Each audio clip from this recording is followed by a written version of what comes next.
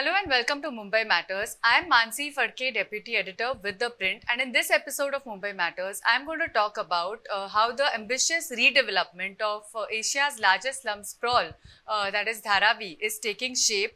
The preparatory works that are underway for it, the resistance that's there in certain pockets, and the reasons for the same.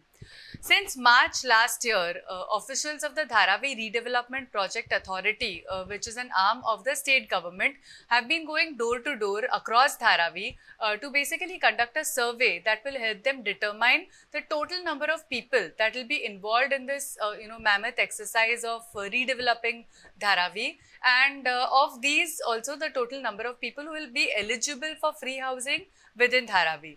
Now that survey is in its final phases almost, with officials having numbered 1 lakh houses in Dharavi. Totally, officials expect that the number of hutments that they will have to deal with as part of the Dharavi redevelopment project will probably touch about 1.2 lakh.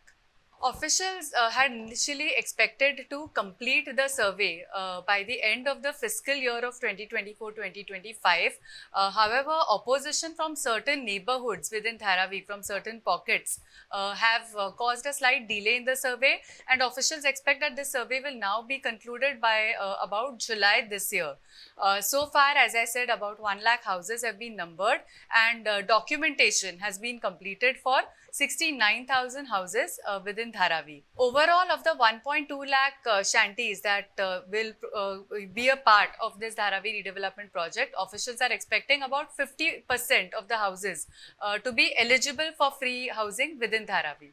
As per the stated norms, individuals residing in hutments built on or before 1st January 2000 will be rehabilitated in 350 square feet houses that will be free of cost within Dharavi. Those living in structures constructed between 1st January 2000 and 1st January 2011 will be entitled to purchase homes for 2.5 lakh rupees outside Dharavi, but within the Mumbai metropolitan region under the Pradhan Mantri Awas Yojana. They will also be provided with rental housing options. Now, the last survey that had taken place in Dharavi was in 2008 by an NGO called Mashal, and in this survey, it had identified approximately 64,000 ground floor structures within Dharavi as eligible for free housing as part of the Dharavi redevelopment project. Those ground floor structures have since grown into multi-storied structures, 2 or 3 or even 4-storied structures from then to now. The Dharavi project was first proposed in 2003, but has been a non-starter due to multiple complexities that the area has, which is multi-storied slums, houses that double up as workspaces, a dense network of micro industrial clusters such as pottery, tanneries, recycling units, and so on. In 2023, the previous Eknath Shinde-led Mahayuti government had awarded the contract to redevelop Dharavi to the Adani Group, which had at that time emerged as the highest bidder in the tender process. Consequently, a special purpose vehicle was formed to implement the project, led by the Adani Group, and the government of Maharashtra has a 20% stake in the special purpose vehicle. This special purpose vehicle last year changed its name to Navbharat Mega Developers Private Limited. This SPV is now in the final stages of preparing a draft master plan for the entire, redevelopment project of Dharavi. And officials say that the idea is to try and move as many people as possible from their current houses directly into redeveloped houses, trying to avoid this entire business of transit camps and alternative temporary accommodation altogether. According to state government data, Dharavi spans 259 hectares, of which 173.9 hectares are designated for redevelopment. Currently, 147.4 hectares are estimated to be occupied by slums.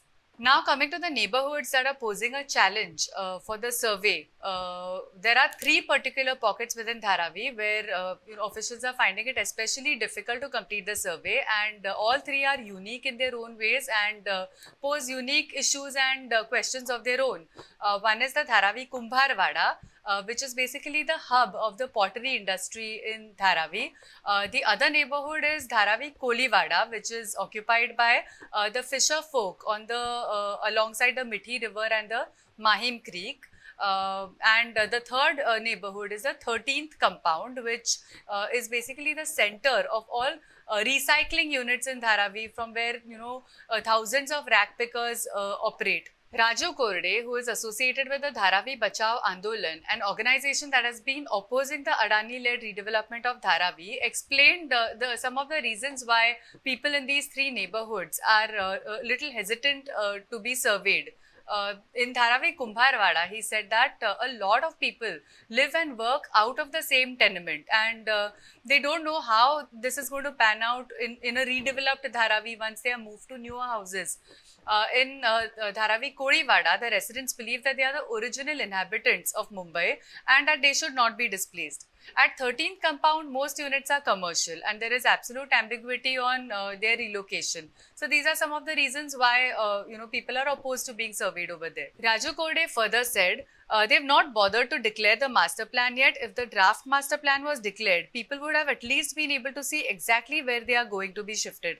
Even in other areas, the authorities conducting the survey are using coercive tactics and fear.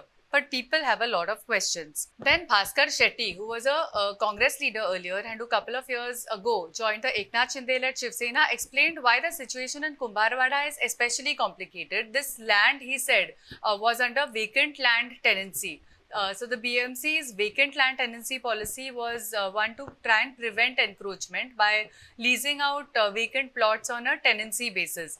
Dharavi Redevelopment Project Authority officials point out that this VLT status, vacant land tenancy status of the Dharavi Kumbharwada land was null and void at the moment this the moment the Dharavi Redevelopment Project Authority was set up and this area was brought under it for a holistic redevelopment. Now, Bhaskar Shetty himself originally is from Kumbharwada, but he moved out of the neighborhood and Dharavi almost 2 decades ago as his disposable income grew, his family grew, and his requirement for space also grew. However, he still has a commercial unit in Kumbharwada.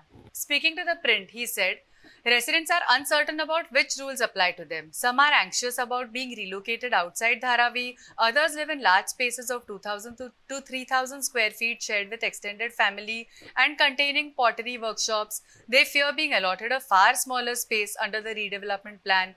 Consequently, while the survey is progressing in some locations, it is facing staunch resistance in others. He said. To accelerate the process, the Dharavi Redevelopment Project Authority published an advertisement in newspapers asking people to come forward voluntarily and participate in the survey with their documents. Now, as part of the process for the last 1 year, officials first conducted a 3D mapping of the entire Dharavi using drone technology. This was followed by a physical lane-by-lane assessment and a LIDAR survey, which is a high-precision mapping technique using remote sensing technology. Officials then integrated the data from both these mapping exercises and every house was allotted a unique number. That's all I have for you for now. We will be tracking this project very closely with all its important updates. So do keep coming back to us to our stories and videos, and do keep watching Mumbai Matters. We will be back next week with another episode.